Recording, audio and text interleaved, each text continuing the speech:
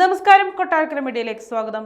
14 വർഷമായി അധ്യാപികയായി ജോലി ചെയ്യുന്ന ഭാര്യയ്ക്ക് ശമ്പളമില്ല. ഒടുവിൽ മകന്റെ എഞ്ചിനീയറിംഗ് പ്രവേശനത്തിന് പണം നൽകാൻ സാധിക്കാതെ വന്നതിൽ മനംനൊന്ത് 47-കാരൻ ജീവനൊടുക്കി. പത്തനംതിട്ട നാറാണംമൂഴിയിലാണ് ഷിജോ ത്യാഗരാജൻ എന്ന 47-കാരൻ ജീവനൊടുക്കിയത്. ഇന്നലെ വൈകുന്നേരം മുതൽ ഷിജോയെ കാണാനില്ലായിരുന്നു. തുടർന്ന് നടത്തിയ തെരച്ചിലിൽ രാത്രിയോടെയാണ് വീടിന് 1.5 കിലോമീറ്റർ അകലെയുള്ള വനമേഖലയിലെ മരത്തിൽ ഷിജോയെ തൂങ്ങി മരിച്ച നിലയിൽ കണ്ടെത്തിയത്. സാമ്പത്തിക പ്രതിസന്ധിയാണ് ആത്മഹത്യയിലേക്ക് നയിച്ചത് എന്നാണ് ബന്ധുക്കൾ പറയുന്നത്. ഷിജോയുടെ ഭാര്യ എയ്ഡഡ് സ്കൂൾ അധ്യാപികയാണ്. എന്നാൽ കഴിഞ്ഞ 14 വർഷമായി ഇവർക്ക് ശമ്പളം ലഭിച്ചിരുന്നില്ല. ഷിജോയുടെ മകന് ഈറോഡിലെ എഞ്ചിനീയറിംഗ് കോളേജിൽ പ്രവേശനം ശരിയായിരുന്നു. ഇതിന് ആവശ്യമായ പണം നൽകാൻ കഴിയാതെ വന്നതോടെ ഷിജോ ജീവനൊടുക്കുകയായിരുന്നു. സാമ്പത്തിക പ്രതിസന്ധി കാരണം മകന്റെ കോളേജ് പ്രവേശനം മുടങ്ങിയതോടെയാണ് ഷിജോ ആത്മഹത്യ ചെയ്തതെന്നാണ് ബന്ധുക്കൾ പറയുന്നത്.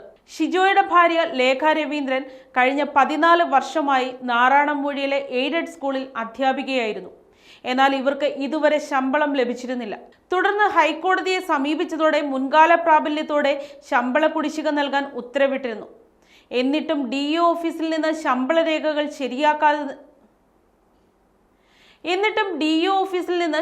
രേഖകൾ ശരിയാകാത്തതിനെ തുടർന്ന് ഇവർ വകുപ്പ് മന്ത്രിയെ പലതവണ സമീപിച്ചു. തുടർന്ന് ശമ്പളം നൽകാൻ മന്ത്രിയുടെ ഓഫീസിൽ നിന്ന് രേഖകൾ ശരിയാക്കി നൽകാൻ നിർദ്ദേശം നൽകി. എന്നാൽ ബന്ധപ്പെട്ട ഉദ്യോഗസ്ഥർ ഇതിന് തയ്യാറായില്ലെന്നാണ് ആക്ഷേപമുയരുന്നത്. ഇതിൽ മനംനൊന്താണ് ഷിജോ ആത്മഹത്യ ചെയ്തതെന്നാണ് ബന്ധുക്കൾ ആരോപിക്കുന്നത്.